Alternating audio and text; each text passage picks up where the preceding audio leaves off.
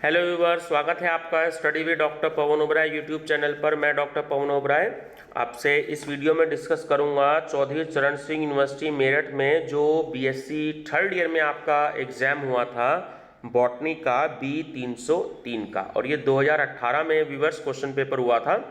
इसमें जो भी मैंने आंसर है वो टिक लगा दिए हैं। वो इसलिए लगा दिए हैं ताकि आपका एग्ज़ाम के टाइम में बहुत जल्दी रिवीजन हो जाए और आपको ये पता लग जाए कि किस टाइप पे क्वेश्चंस आते हैं। ठीक है व्यूवर्स, और ये मेरे को 2018, 19, 20, 21 से क्वेश्चन पेपर अवेलेबल हुए हैं पिछले 4 साल के, और भी मैं कोशिश कर रहा हूँ कि मेरे को 2013, 14, 15, 16 के भी मिल जाए, 17 के भी, ताकि वो भी मैं आपसे डिस्कस कर सकूँ। तो आंसर मैंने इसलिए लगा दिए हैं कि जो स्टूडेंट्स PDF फाइल परचेज करते हैं तो एग्ज़ाम के टाइम में उन्हें लास्ट का पेज नहीं देखना पड़ता, क्योंकि लगभग 8-9 पेज में ये है, तो उसमें उन बच्चों को भी प्रॉब्लम होती है, या तो प्रिंट आउट नहीं निकल पाता, बार बार उसका आंसर देखना पड़ता है। तो इसलिए इसके आंसर जो है मैंने साथ के साथ ही लगा दिए हैं, ताकि आप ये देख लें कि उसका आंसर क्या है। ये एक रिवीजन पर्पज़ से स्टूडेंट्स मैंने वीडियो बनाई है। बाकी इसकी प्लेलिस्ट बनी हुई है एनवायरमेंटल बॉटनी के नाम से, तो आप मेरा चैनल सब्सक्राइब करके study with doctor Pawan Oberoi bell icon भी प्रेस कर लीजिएगा ऑल नोटिफिकेशन के लिए।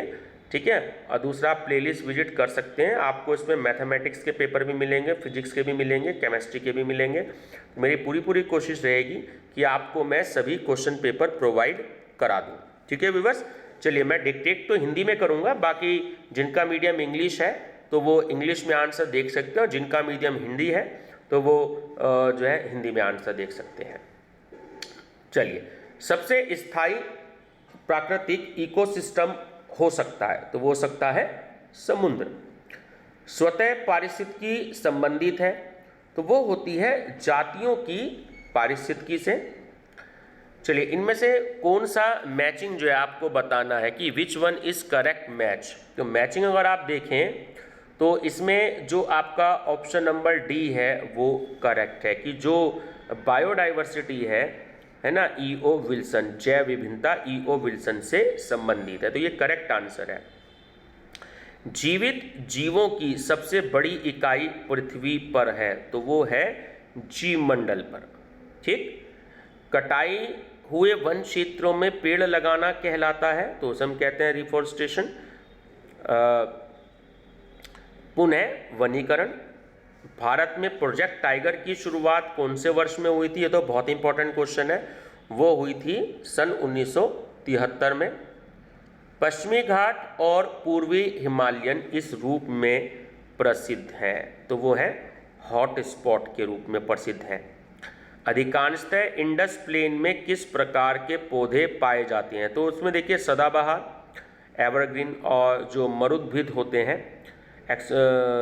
एक्सिरोफाइटिक, तो ये दोनों प्रकार के पाए जाते हैं। तो सी ऑप्शन इसमें करेक्ट है, ए और बी दोनों।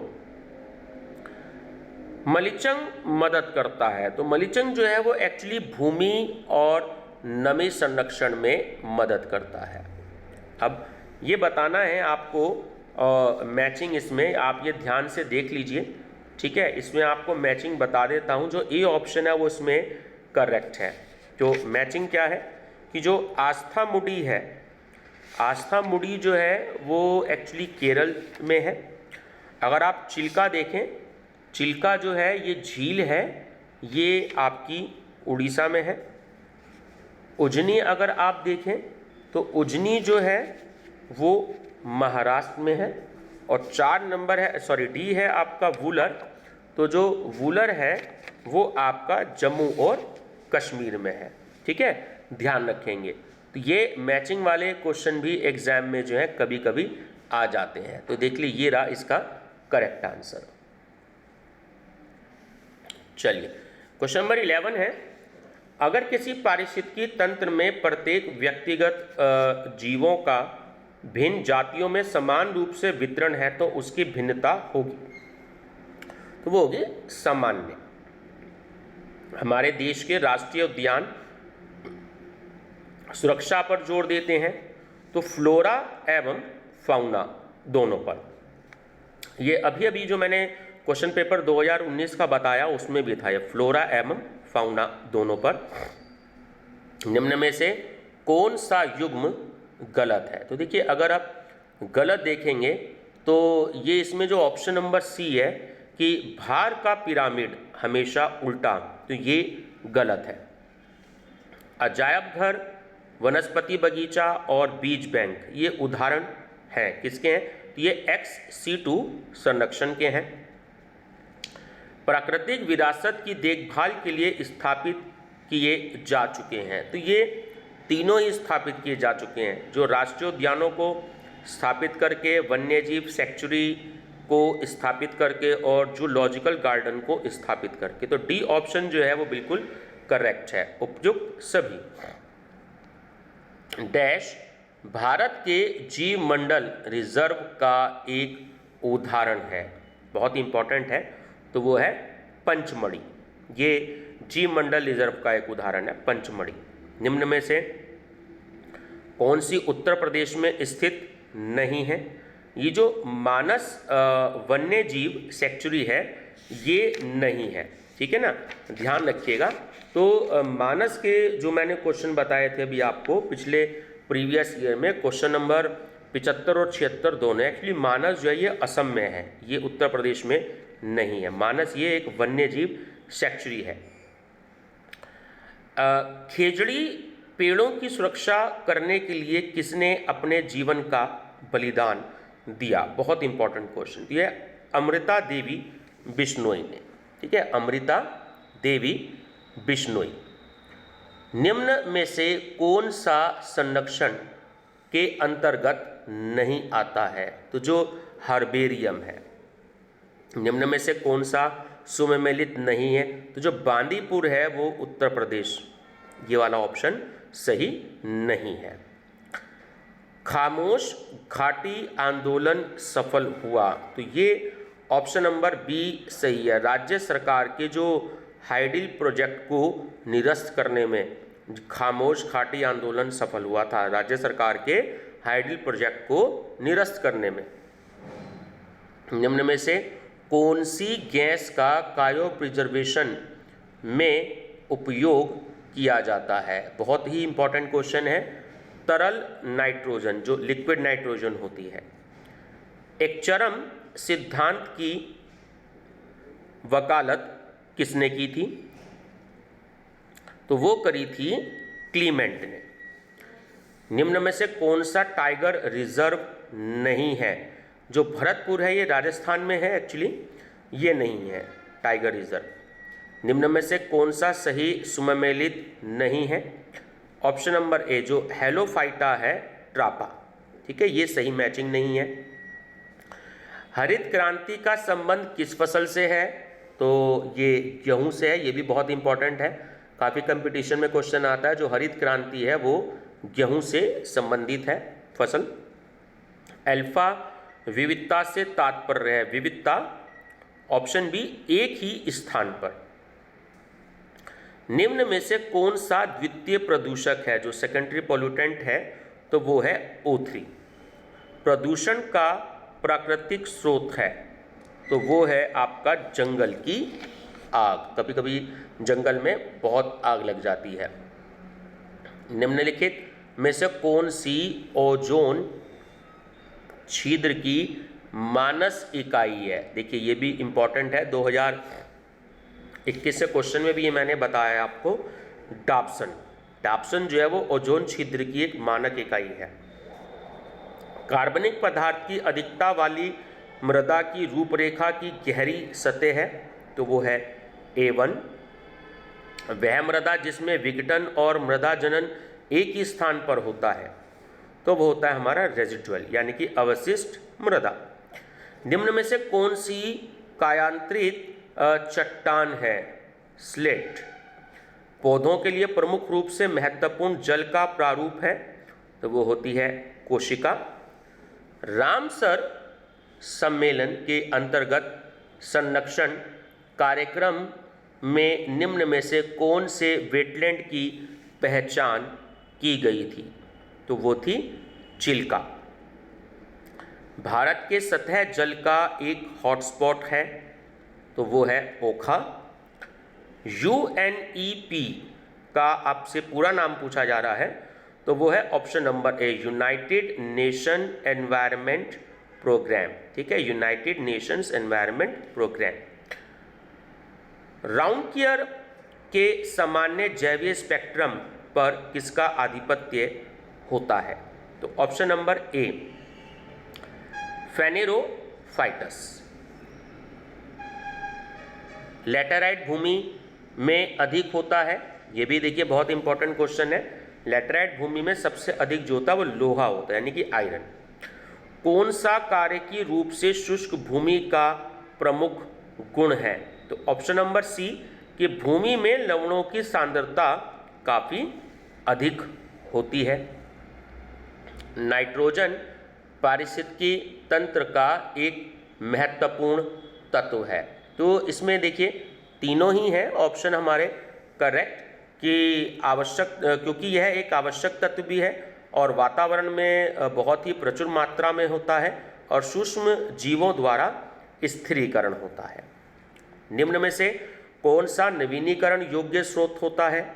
1, मृदा में उपस्थित नमी का वह क्रांतिक स्तर जिसमें पादप जल अवशोषित करने में अक्षम होता है तथा मुरझा जाता है, तो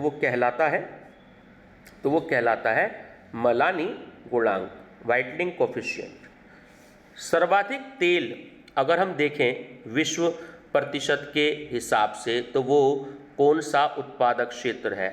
रूस। बहुत इंपॉर्टेंट क्वेश्चन है, ठीक है। विश्व का सबसे ज़्यादा उत्पादक क्षेत्र जो है वो रूस है तेल का।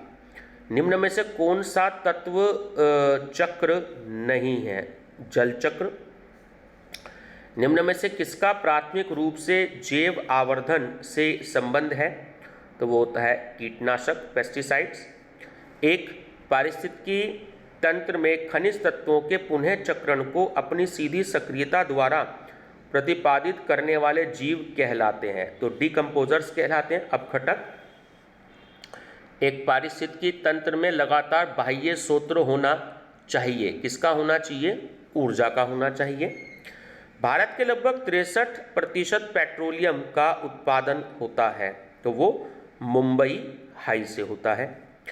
कौन सा भारत का सबसे पुराना तेल उत्पादक राज्य है? असम। भारत में टाइडल ऊर्जा के उपयोग के लिए कौन सा उत्तम है? तो वो है कच्छ की खाड़ी। कुछ क्वेश्चंस व्यूवर्स बहुत ज़्यादा इजी हैं, और लेकिन जो कुछ क्वेश्चंस हैं वो थोड़े से टिपिकल है, जिनके बारे में आपको सोचना पड़ेगा। जैसे खेतरी माइंस प्रसिद्ध है, बहुत इंपॉर्टेंट है। तो खेतरी माइंस जो है वो एक्चुअली कॉपर के लिए प्रसिद्ध होती है। जीवाश्म ईंधन से तात्पर्य है, जीवाश्म ईंधन का तात्पर्य मतलब कि कोयले से, कच्चा तेल से और प्राकृतिक गैस से। पर्यावरणीय हानिकारक तत्व जिनका संबंध हाइड्रो इलेक्ट्रॉनिक ऊर्जा से है, तो ये तीनों ही ऑप्शन इसमें करेक्ट हैं कि जानवर प्रवास को नष्ट करना, वनस्पतियों को के डुबोने से और भूचाल या भूकंप से, तो डी करेक्ट है उपयुक्त सभी। नाभिकीय ऊर्जा उत्पन्न होती है, तो वो होती है नाभिकीय विघटन से।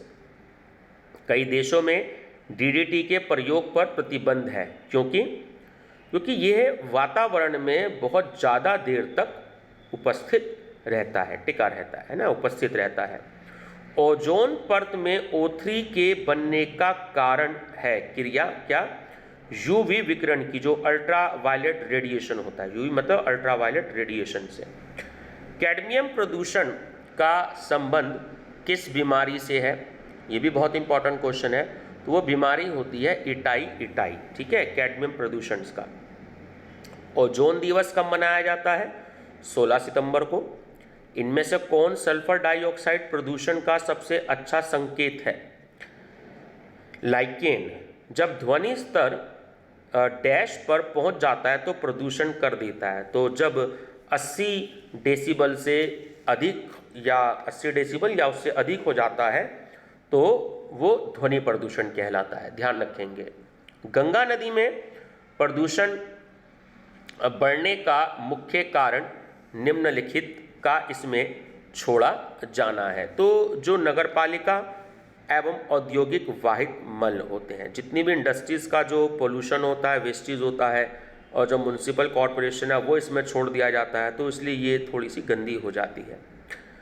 जल प्रदूषण का जैविक उपचार इसकी मदद से किया जाता है, तो जो फाइटो प्लेकटन है, ठीक है, प्लेकटन।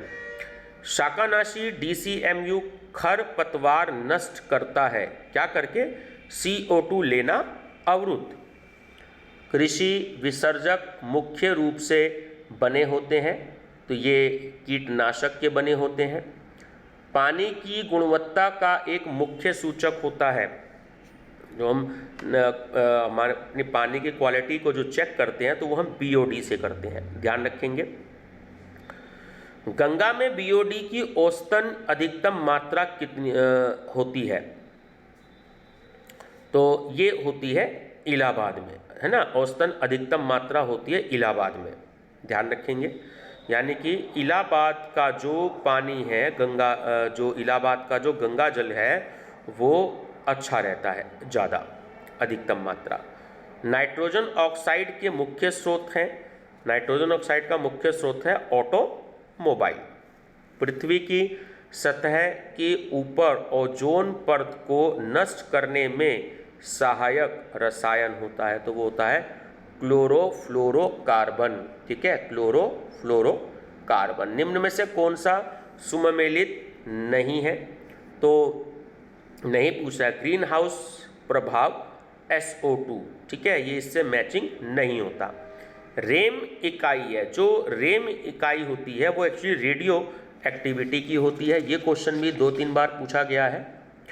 चलिए नेक्स्ट है, बेड ओजोन होती है, जो बेड ओजोन होती है वो ट्रोपोस्फीयर में, पहली बार ओजोन में छेद का कब पता लगा था?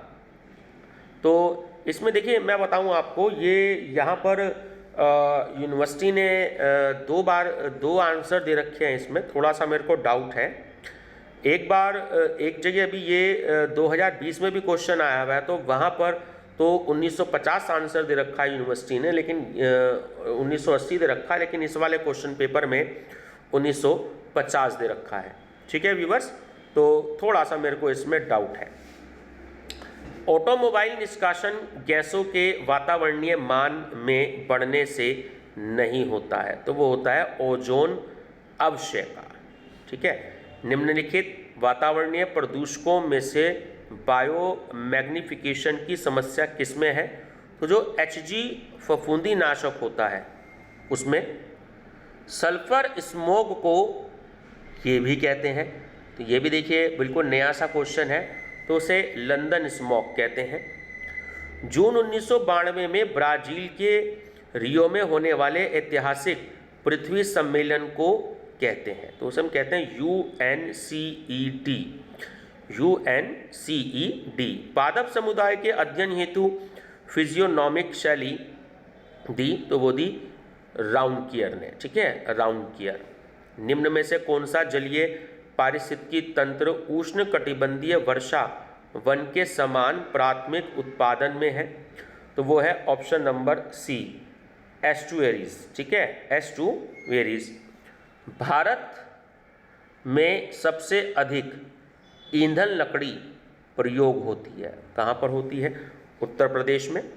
उत्पादक हैं, तो देखिए हरे हरे पौधे और हरे शैवाल ये दोनों ही उत्पादक होते हैं।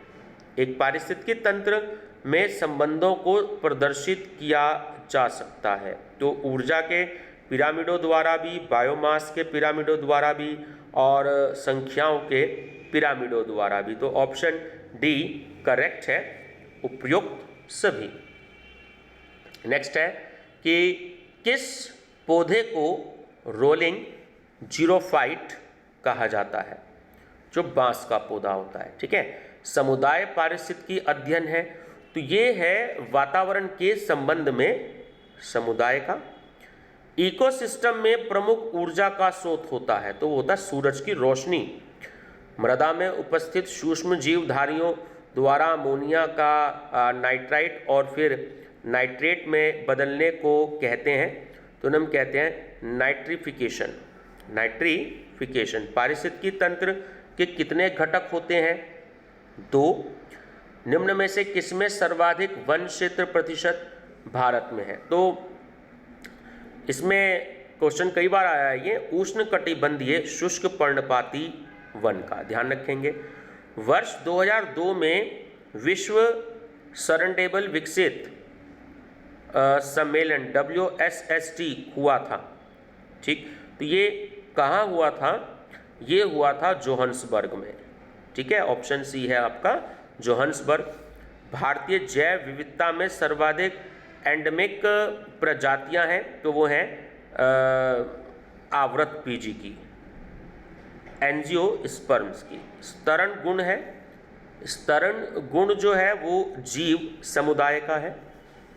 नेक्स्ट है मीथेमो, यह है आपका मीथेमोग्लोबिनेमिया। पानी के पीने के पानी में किस प्रदूषक की उपस्थिति के कारण होती है? तो वो होती है नाइट्रेट के कारण। जलीय पारिस्थितिकी तंत्र में निम्न में से कौन एक से ज़्यादा ट्रॉफिक लेवल पर आता है? तो वो है मछली। चलिए नेक्स्ट है संसार में अधिकतम वन आच्छादित होता है, तो वो है आपका उष्ण कटिबंधीय क्षेत्र। चलिए क्वेश्चन नंबर 95 है, भारत में अधिकतम वन आच्छादित होता है। तो ये चौथी बार क्वेश्चन पूछा है, तो ये है, थोड़ा सा माफ़ी चाहूँगा स्टूडेंट, एक्चुअली इस पेपर की थोड़ी सी PDF जो है वो सही नहीं बन पाई है, थोड़ी सी लाइट आई है। बाकी तीनों जो ईयर थे 2019, 20, 21 की, उनकी अच्छी आई है। चलिए, तो मध्य प्रदेश इसका सही आंसर है। भारत में सबसे अधिकतम जो वन आच्छादित है वो मध्य प्रदेश में है। पंजाब में निम्न में से किसे किसानों का पेड़ कहा जाता है? तो जो यूकेलिप्टस है, यूकेलिप्टस को पंजाब में किसानों का पेड़ कहा जाता है। निम्न में से कौन सा ऊर्जा का परंपरागत स्रोत है? प्राकृतिक गैस। निम्न में से कौन सा ऊर्जा का वैकल्पिक स्रोत है? तो वो होता है बायोडीजल, ठीक है, बायोडीजल। एंडेमिक पादप जातियों की अधिकतम संख्या होती है, तो वो होती है हवाई में, ठीक है। और लास्ट है, भारत में जैव विविधता का एक ग्लोबल हॉटेस्ट स्पॉट है, तो वो है पश्चिमी घाट। व्यूअर्स, 10-12 क्वेश्चन ऐसे हैं जो बार बार इसमें पूछे जा रहे हैं हर साल में, ठीक है। एक तो ये पश्चिमी घाट वाला क्वेश्चन पूछा जाता है, और दूसरा जो ये भारत में सबसे अधिक जो वन क्षेत्र है वो मध्य प्रदेश में है। तो ऐसे कुछ क्वेश्चंस हैं, जब आप 400 इन क्वेश्चंस की स्टडी कर देंगे तो आपकी एक बहुत अच्छी प्रिपरेशन हो जाएगी, ठीक है व्यूवर्स। तो थोड़ा सा माफ़ी चाहूँगा, PDF फाइल इसकी अच्छी नहीं बन पाई है, थोड़ी सी लाइट है, लेकिन क्वेश्चन की स्टडी के लिए आपके ये सफिशिएंट है, क्योंकि थोड़ा पुराना क्वेश्चन पेपर है, सन 2018 का, 4 साल पुराना, ठीक है। Thank you.